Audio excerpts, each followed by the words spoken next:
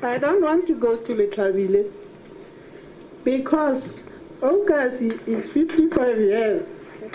And when I came in Oukasie, I was 1 year old. Today, I'm also 55 years old. People can try otherwise to make me to move. But inside myself, I think I can rather die. We are not getting anywhere. We are here to stay. Oukasie has been our home, and at some stages, Oukasie has been the home of our parents too. Despite government claims that all forced removals have stopped, 50 kilometers from Pretoria, the 55-year-old 10,000-strong Oukasie township next to Brits is still under threat of removal to Litlabile, 24 kilometers away. Litlabile is on the border of Bophuthatswana, a so-called homeland created by apartheid. Since 1948, the apartheid government has been responsible for the forced removal of about 3.5 million people. From their homes in the towns, the government has forcibly moved over 1.5 million people.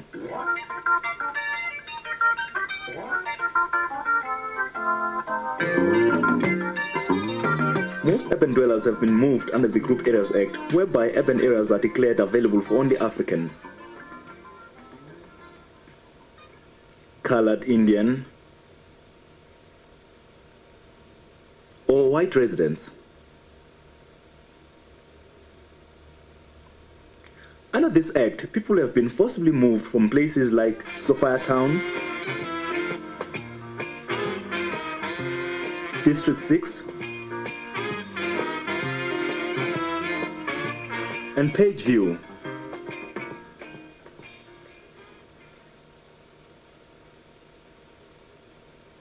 In the countryside, at least 1.9 million black people have been forcibly removed from their land. Apartheid policy says that there must be no black-owned land in the 87% of the country reserved for white occupation. All black people in what have been called black spots must be moved and dumped in one of the so-called homelands. One of the most brutal forced removals was that of the vibrant 5,000-strong Oukasie Community in February 1984. They were removed from the farms their ancestors bought in 1912 and 1932 and dumped in Pagsdraai. Despite the February 1985 announcement by the government that all forced removals were to be suspended, Oukasie and other communities are still under threat.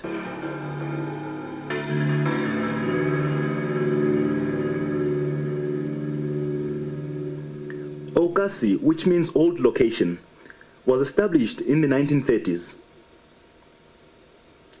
It is 2 kilometers from the Brits town center and 4 kilometers from the industrial area. In the beginning, Oukasie did not even have a bucket system. We had to use the felt. We moved into these one-room shacks provided by the government. The rent and service charge was 55 cents. Now we pay 24.50 cents. The houses vary a lot. Most were built by the residents themselves. Many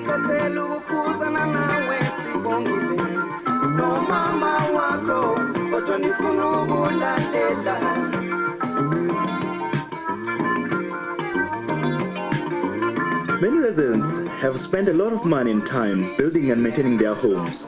When I grew up, I found that our house was built of mud, and when I started working in 1980, I renovated the house to the standard it is today. Well, it took me 3 years to renovate the house because I was the only one who was responsible for it, and I just started working, and my parents were not earning much at that time. My mother was a domestic servant, and my father was already on pension at that time. Conditions have not improved very much in the more than 50 years since Oukasie was established. There is no electricity. The community is still dependent on a bucket system.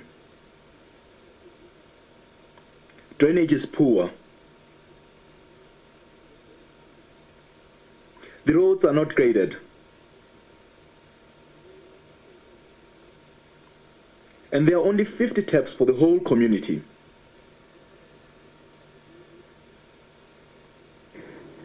The government has deliberately not spent money on Oukasie. They want the situation in Oukasie to deteriorate so that it appears to be unhealthy and the people can be moved without too much noise. Despite the government's deliberate neglect, Oukasie has always been extremely vibrant.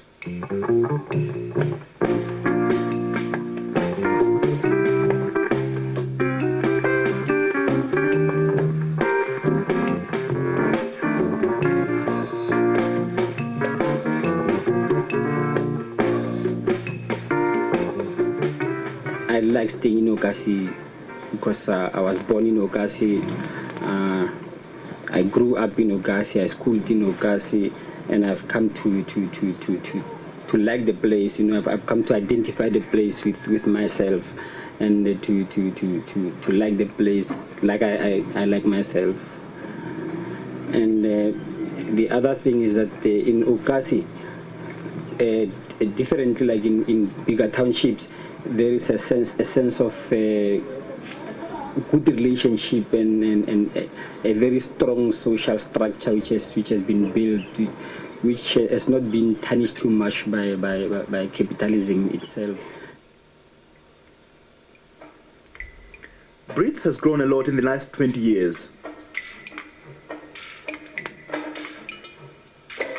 The government offered large incentives to companies to move to Brits.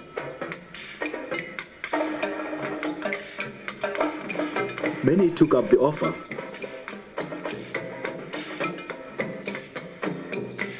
In the 70s, wages were extremely low. I think the bosses around Brits were paying slavery wages. Alpha was paying 35 cents an hour, and Firestone was paying 20 rands a week. At BNS, they were paying us R5.82 a week.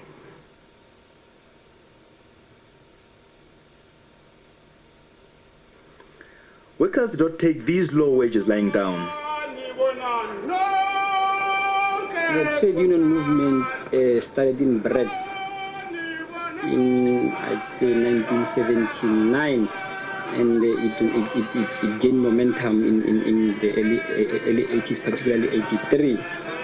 And I'd say that at one instance, it was in 1984.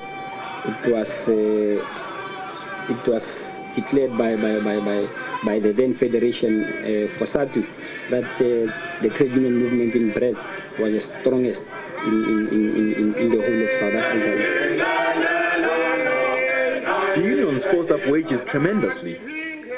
The minimum wage at Firestone is now R4 an hour. The increase in the number of factories had another result. The white population of Brits increased. In the late 70s, Ilansrand, a new white suburb, was developed next to Oukasie. It appears that most whites in Brits want Oukasie moved. I don't want them to live next to me. I'm quite frank about it. I don't want them to live right next to me because we differ too much as far as our culture, our religion, etc. is concerned. Some of them even belong to the same religion. They call themselves Christians. I call myself a Christian.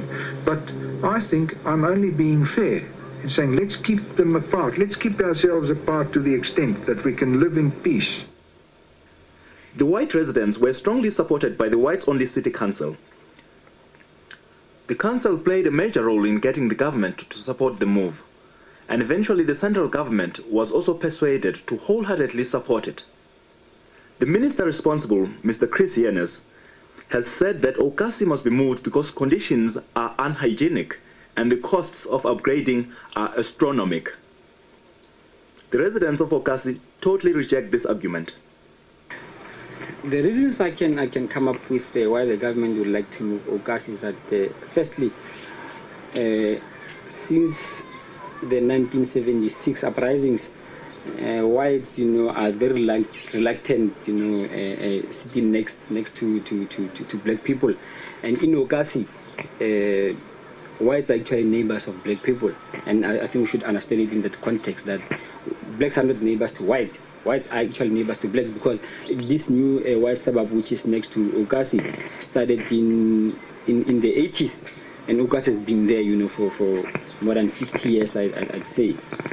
So they feel uncomfortable, with blacks next to them. And the other reason is that a lot of white people now are getting too much conservative, and what that means. They if possible would like to have all the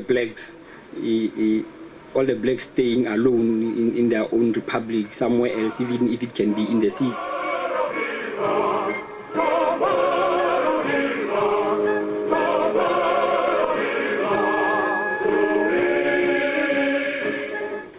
And the other is, I'd say, it's a political reason which have been, long in government circles, that it was explained that if a national party policy is explained to its fullest, then there won't be any black South African. And if you can just have a look at where the new township is, you'll understand that, because the township is just on the border of this so-called Republic of Bophuthatswana, and it's one of the areas which we think is going to be incorporated into this homeland, because it's been done with a lot of areas. Another reason again is the bosses are not happy about the development of the trade union in the area of Brits, and they'd be happy they can cripple it by moving Oukasie far away from town, where people can easily go and attend meetings.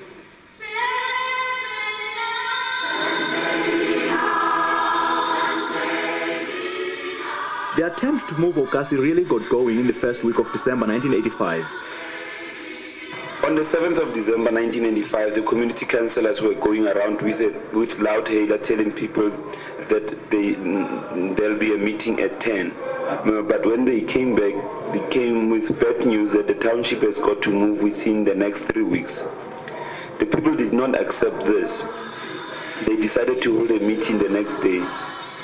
The next day, when the people gathered, they decided to form a committee that will fight the removal.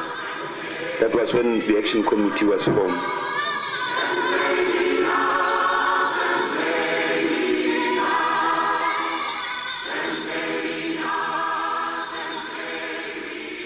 In the first few months after the announcement, many people moved from Oukasie to Litlabile. People moved for many reasons. The government is saying that this is a voluntary removal, but the way we term it, we say it's a subtle forced removal. The government used a carrot and stick approach. It poured over 20.5 million rand into Litlabile and deliberately neglected Oukasie. At Litlabile, they have waterborne sewerage,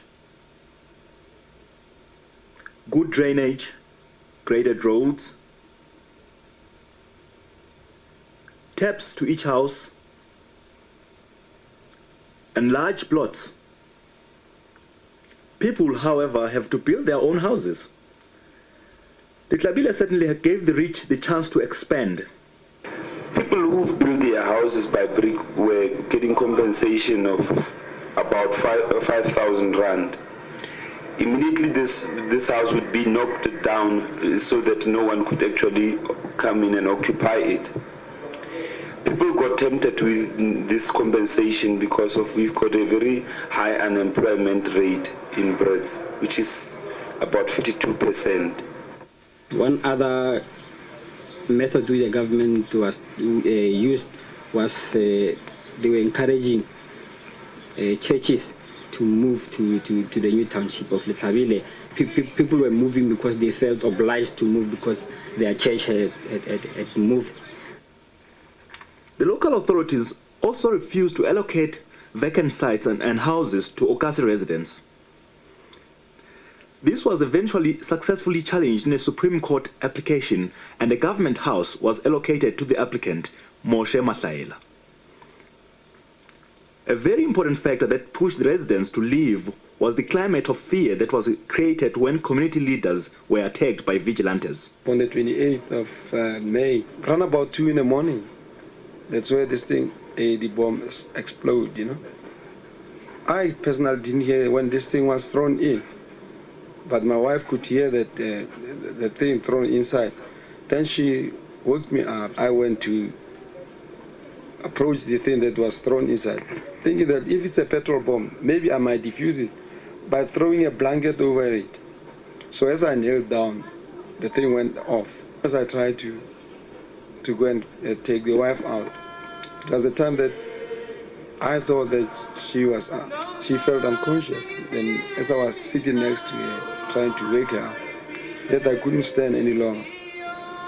As we came to hospital, we were told by one who attended us that, she died on the way. She actually didn't reach the hospital. The whole industry and town came to a halt on the 12th when we had to bury my wife. And then on the night of the night vigil, that's whereby this state of emergency was introduced, and most of our activists were taken away from the night vigil.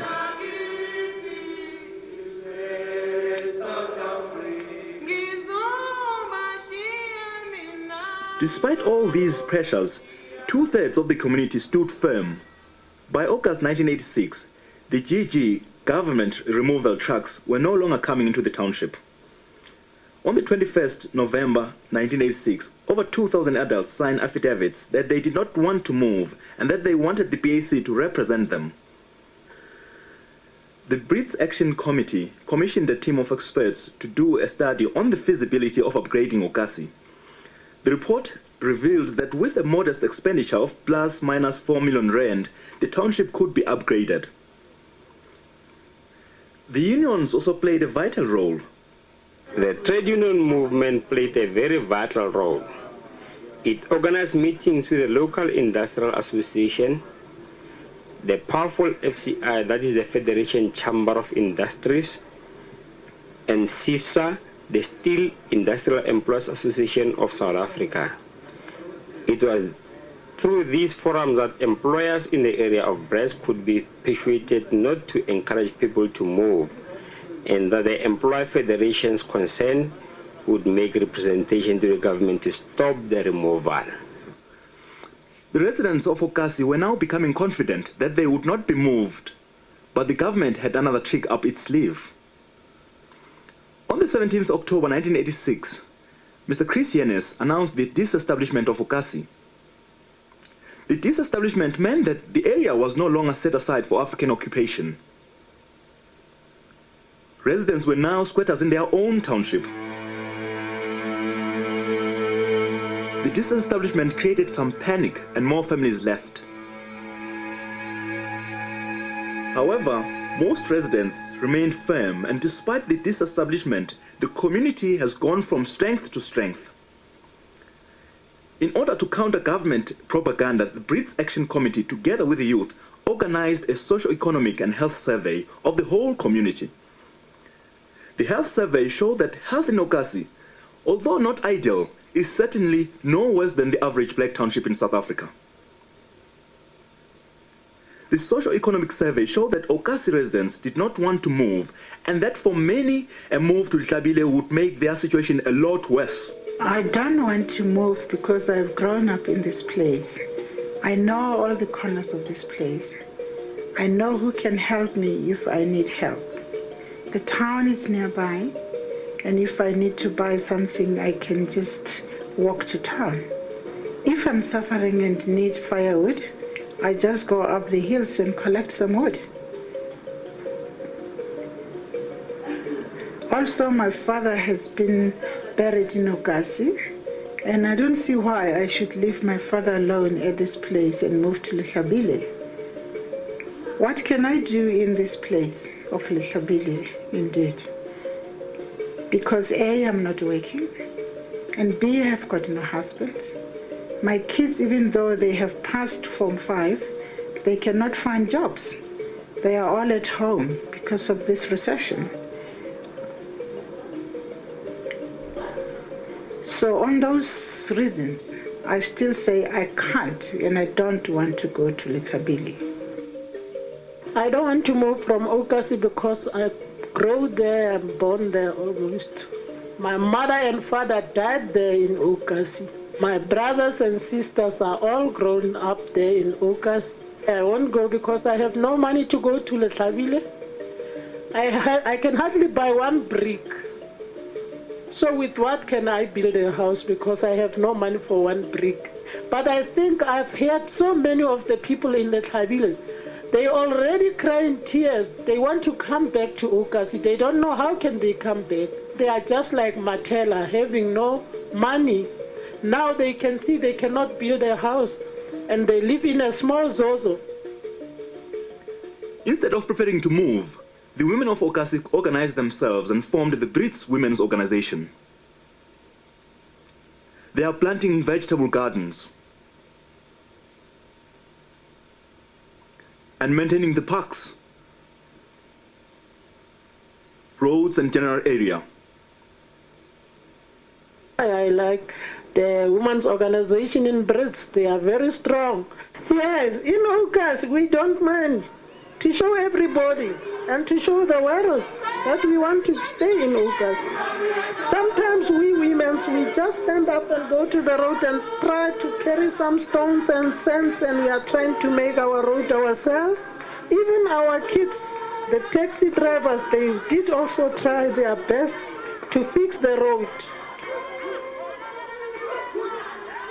The Women's Organization and the BAC have also kept the crash going despite the withdrawal of support from the municipality. The community has also organized that a doctor come to the village once a week. Despite government attempts to close the local schools, community pressure has also kept the schools going. At the beginning of 1988, the community felt strong. Many residents had moved out of congested conditions and had built their own houses after clearing vacant plots. The future of Oukasie was beginning to look secure. However, towards the end of February 1988, the struggle in Oukasie took a dramatic turn. Early on a Monday morning, the township was invaded by police. 9 leading members of the community were detained.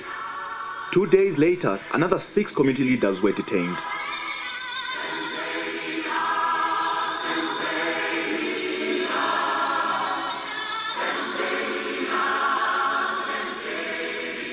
In the meantime, a vigilante group was also operating in Oukasie. On the 23rd of February, the first vigilante attack occurred. Residents alleged that the vigilantes were working with the police and that the detentions and the vigilante attacks were a renewed attempt to pressurize residents to move. The vigilante threat lessened after the house of the alleged vigilante leader was burnt down. It is impossible to predict what the future will bring. One thing that is clear is that the 8,000 remaining residents are determined to stay, and that any attempt to move them will meet with fierce resistance. We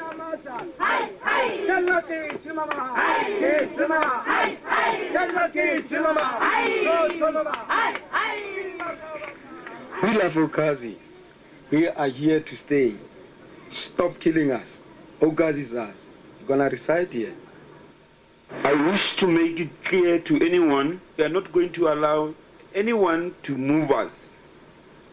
We are not going to any place. We are here to stay. Long live Oukasie. I won't move. I won't go to Lekabili because I want to stay in Oukasie. It's my home and I want to make it the future of my children. I want to go to Lekabili. On the 26th of April 1988, government pressure on the residents increased greatly. Oukasie was declared an emergency camp. Under this act, a census was taken and houses were numbered. No non-residents are allowed into Oukasie. No new houses can be built. service charges have been increased from 24 Rand to 37 Rand 50 a month. At any time, the government can give the whole Oukasie community 4 weeks' notice to vacate the area. Despite these latest pressures, the resolve of the residents to stay in Oukasie remains as strong as ever.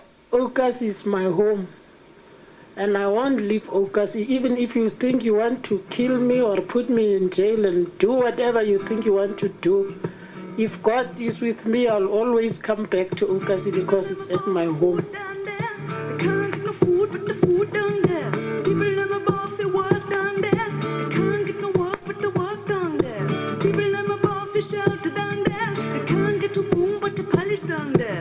People in my boss, for mercy down there. I can't get no mercy, mercy no down there. So come we go down there. Make we take a stride down there. Come we go down there.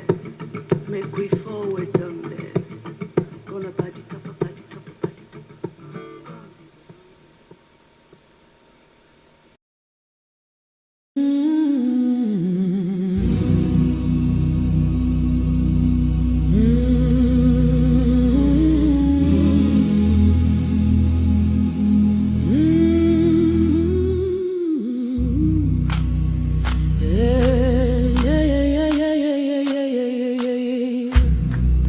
Ukusakuvuka ezintabeni, umoya uthwala uthando, abantu bahamba kunye, izwi liyavakala emhlabeni. Phakama lizwi lothando, nyuka phezulu esiphakaphakeni. Simikunye emhlabeni, ubuntu buyakhanya. Imithi yaphulaphula, amanzi omlambo ayakhula. Sabelana ngobubele, uthando lusikhokela. Intaba zibuyisa amazwi, ilanga lisikhanyisa. Sihamba endleleni yokholo, ukholo luhlala phakathi kwethu. Izandla zikithiswe, sabelana ngesonga sobomi. Abantwana basheka phansi kwemithi, umoya wokholo yahamba. Kwabusuku inkwenkwezi zikhanya, sikhumbula ububele. Ingoma zethu zinyuka phezulu, ukusakubuya kwakhona. Phakama lizwi lothando.